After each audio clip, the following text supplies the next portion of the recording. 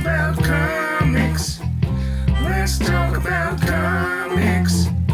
Let's talk about comics. Let's talk about comics. Around by YouTube, it is Charles here, and today we're going to be talking about a comic book that I think stands out amongst new titles, and it is Savager from Panick Entertainment. As we know, comic books are getting more and more expensive, and companies are less likely to take big risks on something new that they don't know if it will move or not. But this book right here is original in its substance as well as the art. I'm not going to give you a blow by blow. What I want to do is just give you a taste of it, see if it's something you want to read for yourself. Because the great thing about comic books isn't listening to me give you my perspective or my rehash of it. It's getting to experience it for yourself, and so I do not want to ruin that. The preamble here: 100 years after a brutal invasion, Earth is a graveyard. Its organic life devoured by tentacle cosmic parasites. The planet's surface crawls with grotesque remnants inhabiting the twisted husk of once living creatures. Battling for dominance of the hellish new order. Among them is Riley Phillips, the Savager, a former warrior now fused with the very parasite he despises. Consumed by vengeance and tormented by the creature within, he wanders the ruins of Earth in search of retribution. But when he stumbles upon evidence that the other human life may still exist, Savager must confront the monster inside and reckon with his haunted past. Their survival may depend on it, as he becomes their final line of defense against a second permanent extinction. We're on issue number 2 right now, and issue number 1, it really got me excited for what was ahead. We introduced the main character, Savager, his name Riley Phillips, and we had a brilliant cliffhanger at the end. He's fighting his way through these aliens. I think trying to get to Washington, D.C. It was so long ago that I read it.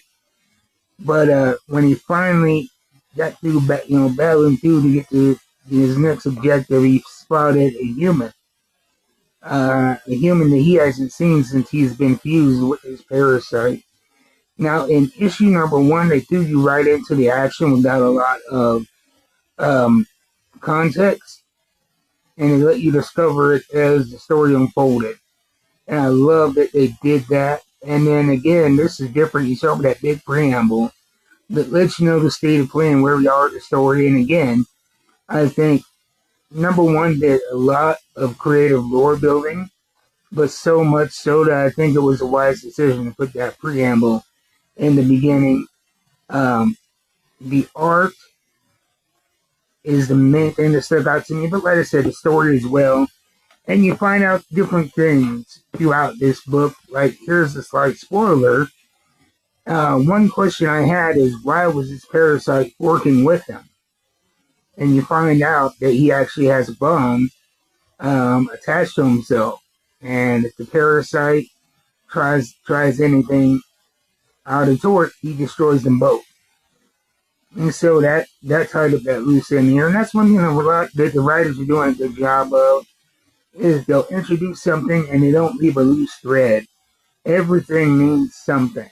And so when you're absorbing all of this information, you don't want to leave anything behind because it will matter later.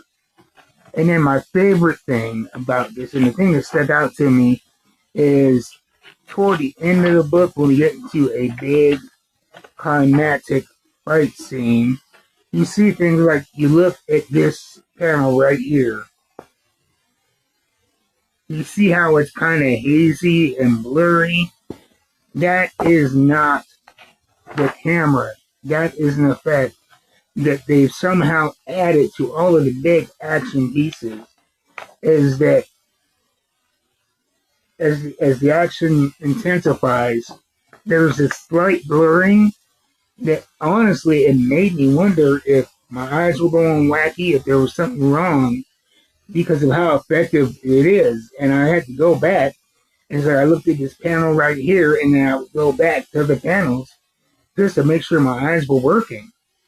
And then I realized what they were doing is, as the action ramps up, they intensify this subtle blurring in the photo. It's something I haven't seen personally in comic books before, and it's so creative.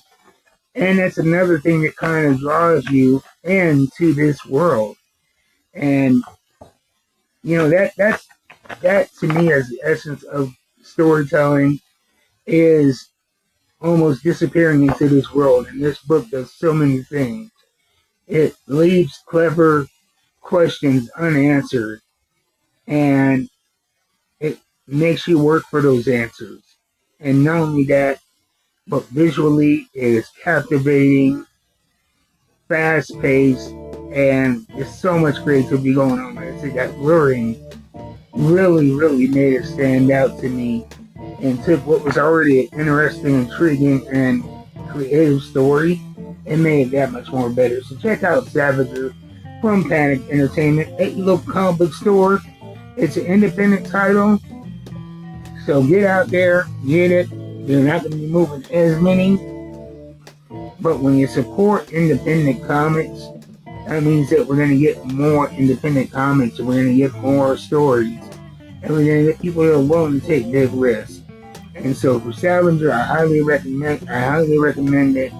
And I will see you guys next time. Until then, keep reading them books, supporting comic book creators. And if you like my content, like and subscribe. And I'll see you guys next time. Until then, keep reading them books. I'm out.